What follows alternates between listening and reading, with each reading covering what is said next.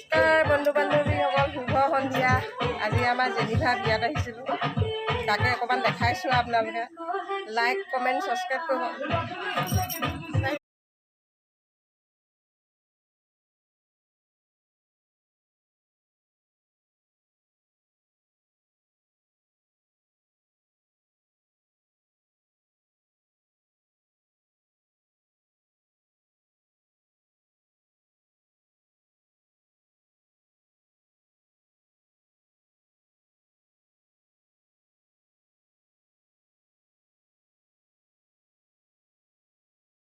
বন্ধু বান্ধৱীসকল, শুভ সন্ধিয়া।